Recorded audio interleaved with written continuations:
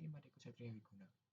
Pada video kali ini, saya akan mempresentasikan tugas akhir dari mata pelajaran UCD, yang dimana pada tugas ini saya membuat sebuah proyek UI UX aplikasi pesan makanan. Oke, langsung saja kita mulai pada pendahuluan.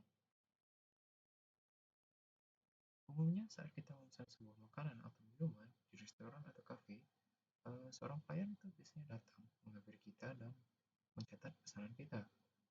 Namun, seiring dengan perkembangan zaman, restoran maupun kafe mulai menggunakan teknologi untuk mengubah metode ini. Yang dimana misalkan di sebuah restoran itu kita bisa memesan makanan melalui komputer yang disediakan. Jadi, setelah kita masuk, kita bisa langsung memesan di sebuah komputer yang ada. Jadi, setelah kita memesan, maka muncul struknya dan kita tinggal menunggu saja. Nah, hal tersebut juga dapat kita lakukan sebenarnya melalui smartphone, karena hampir segala sesuatu sekarang juga menggunakan smartphone.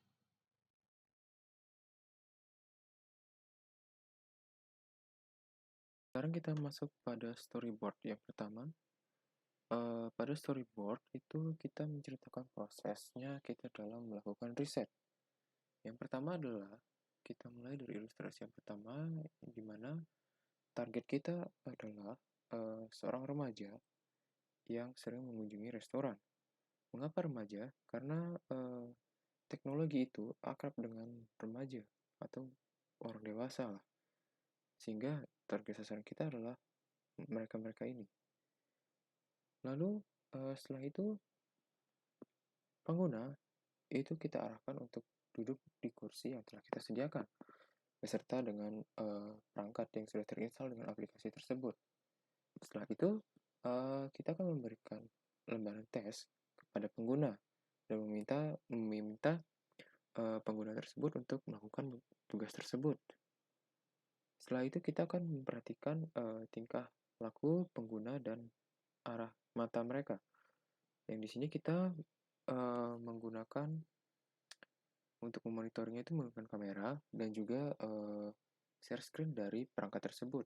Jadi kita bisa melihat aktivitas apa saja yang ia lakukan pada saat tes. Lalu kita akan menganalisis.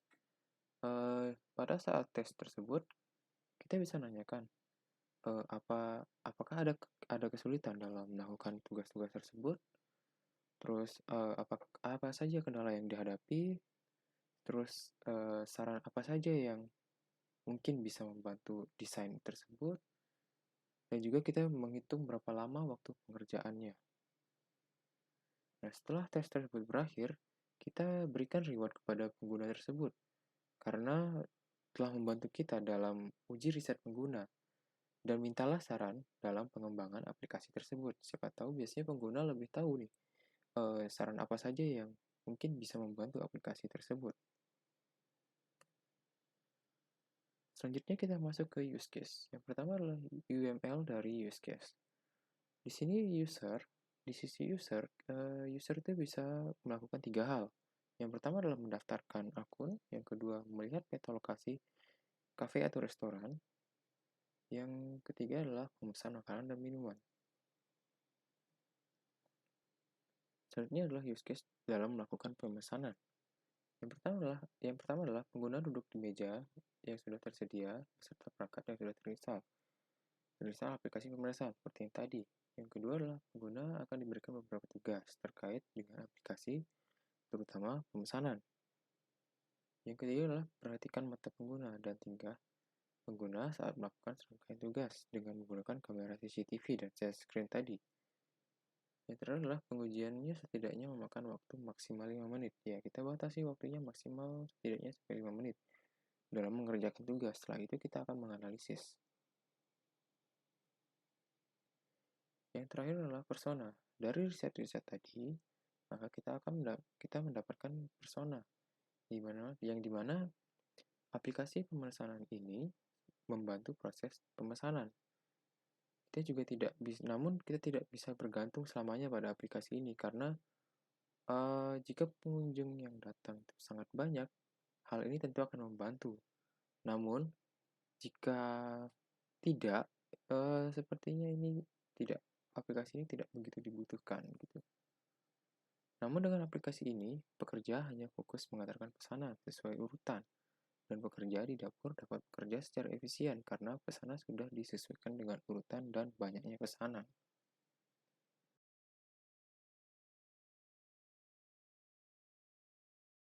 Selanjutnya kita masuk pada wireframe, yang dimana di sini adalah kerangka dasar dari sebuah desain aplikasi.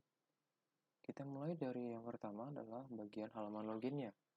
Di sini terdapat tulisan login yang utama di atas ini yang menunjukkan bahwa dia berada di halaman login. Yang kedua adalah form. Yang di sini terdapat form username atau email dan password. Kemudian jangan lupa untuk menuliskan di sini adalah link untuk jika pengguna lupa akan passwordnya, maka ia bisa menekan link ini untuk melakukan reset password. Setelah itu, seperti biasa di sini adalah tempat tombol loginnya. Yang kedua, yang selanjutnya di sini ada dua tombol lagi, yaitu Google dan Facebook, di mana di sini adalah untuk model autentikasi melalui sosial media. Selanjutnya juga kita taruh di sini adalah link untuk sign up jika dia tidak memiliki akun. Lanjut ke sign up. Ya, seperti biasa, di sini juga ada tulisan sign up yang menandakan bahwa ia berada di halaman sign up. Kemudian terdapat form juga yang dimulai dari username, password, nama, dan email. Kita cukup membutuhkan 4 hal ini aja. Selanjutnya juga di sini berisi link, di mana untuk berpindah ke halaman login. Selanjutnya di sini ada sign up. Selanjutnya kita masuk ke halaman utama, di mana setelah user melakukan sign in atau login, maka ia akan dibawa ke halaman utama. Di sini terdapat beberapa elemen yang dimana di sini yang ini adalah bagian foto profil dari user. Yang di sini ada nama user, yang di bagian sini adalah nomor mejanya. Di sini adalah brand, restoran atau cafe. Terus di sini adalah makanan, minuman, dessert, dan tren. Ini adalah kategori untuk menampilkan menu-menunya sesuai dengan kategori yang dipilih. Di sini adalah total pesannya. Setelah pengguna melakukan pemesanan, misalkan yang di sini 1, 2, 3, maka di sini akan muncul totalnya. Selanjutnya, pengguna akan menekan tombol yang ini, toast ini, untuk melakukan proses transaksi. Selanjutnya, pada bagian profile, bagian navigasi, lupa. Bagian di sini adalah bagian navigasi, di mana di sini ada home, pesanan, scan, maps, dan profile.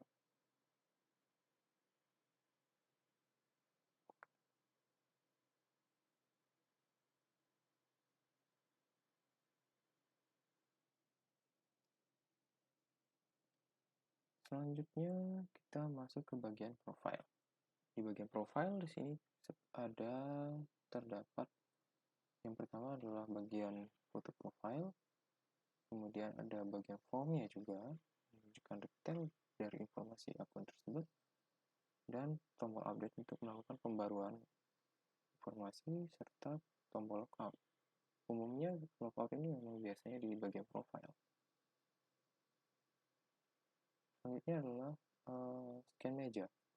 Jadi, setelah pengguna melakukan pemesanan, maka dia akan diarahkan untuk melakukan scan meja. Jadi modelnya adalah di setiap meja tersebut akan disediakan barcode atau scan code untuk nomor-nomor meja. Setelah pengguna melakukan pemesanan, maka ia akan melakukan scan. Setelah scan, maka proses baru data-data pemesanan tersebut masuk ke server dan diproses. Pada bagian scan barcode ini terdapat tulisan scan barcode. Di sini adalah area kameranya, dan di sini adalah bagian petunjuknya. Yang di sini adalah tombol NFC dan kode. Jadi selain melakukan scanning melalui kamera barcode, pengguna juga dapat melakukan pengambilan nomor meja itu menggunakan NFC. Jadi di sana ada juga chip NFC. Jadi pengguna yang memiliki smartphone ber-NFC tinggal menempelkan HP-nya pada NFC tersebut.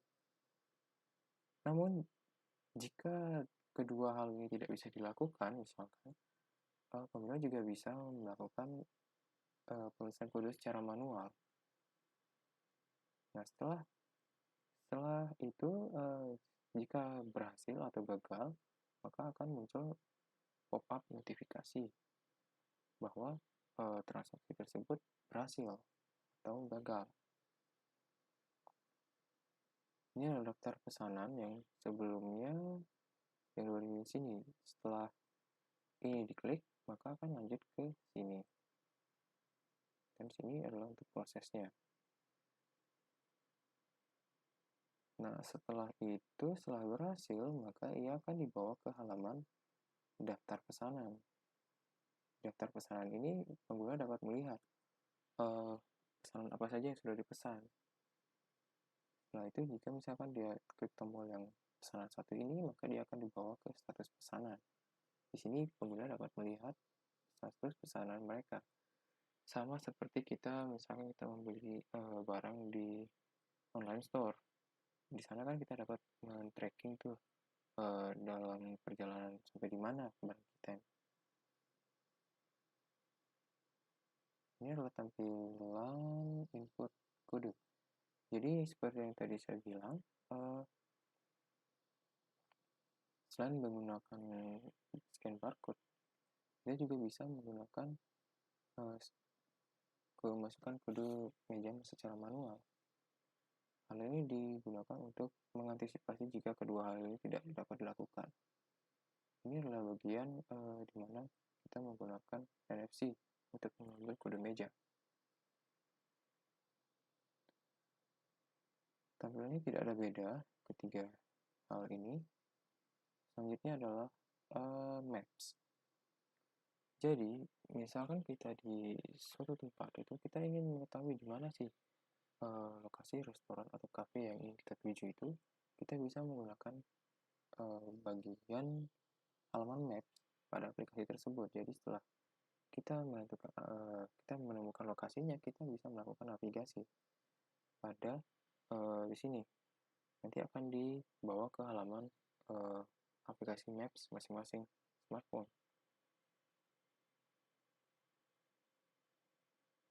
Oke, lanjut ke bagian mockup. Nah, ini adalah bagian mockup dari aplikasi tadi.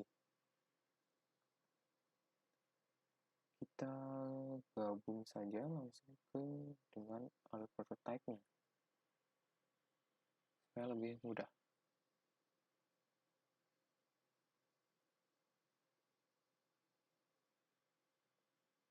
Baik, jadi seperti ini adalah tampilannya, yang dimana kita mulai dari login dulu. Di sini kita masukkan dulu email dan passwordnya. Setelah itu kita melakukan login. Nah, kita ulangi untuk bagian logout. Nah, misalkan kita belum memiliki akun, maka kita mulai dulu melakukan pendaftarannya, lalu sign up. Sama, di sini juga kita menulis mengisi formnya, lalu klik sign up.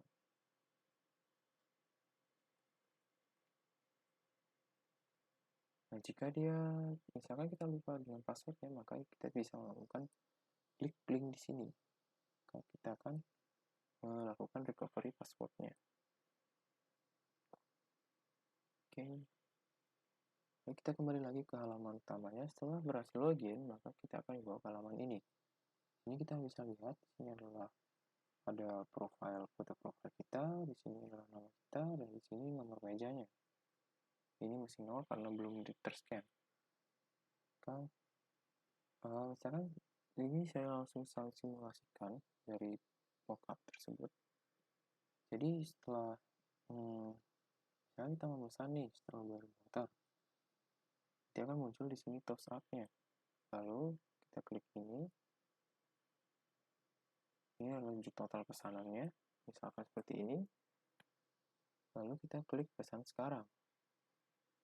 Nah, bagian sini nanti kita akan dibawa untuk melakukan scan barcode meja. Nah, ini adalah tampilan berhasilnya. Kita berhasil melakukan scan meja.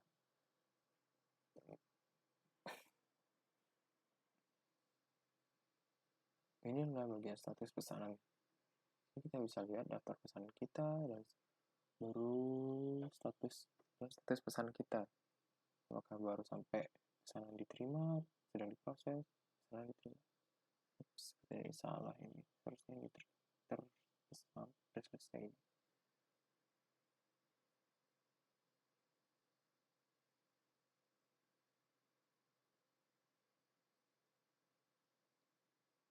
Oke, selanjutnya adalah bagian Maps. Ini adalah bagian Maps di mana seperti yang tadi saya bilang sebelumnya, kita bisa melakukan navigasi ke restoran terdekat yang ingin dituju. Tentunya dengan yang memiliki aplikasi ini, yang menggunakan aplikasi ini untuk pemesanannya. Lalu setelah itu dia akan dibawa ke halaman, misalkan dari sini kita menggunakan Google Maps, maka nanti akan dibawa ke halaman Google Maps. Baik, telah sampailah kita pada kesimpulan yang dimana dalam mendesain sebuah UI atau UX terdapat beberapa tahapan yang dimulai dari riset pengguna terlebih dahulu, di mana kita membuat storyboard, kemudian use case, dan persona. Nah, kemudian untuk dalam mendesain itu ada dibagi menjadi beberapa tahapan. Yang pertama adalah wireframe, kemudian mockup, dan yang terakhir adalah prototype. Oke, sekian dulu video dari saya. Terima kasih telah menonton. Sampai jumpa di video selanjutnya. Bye-bye.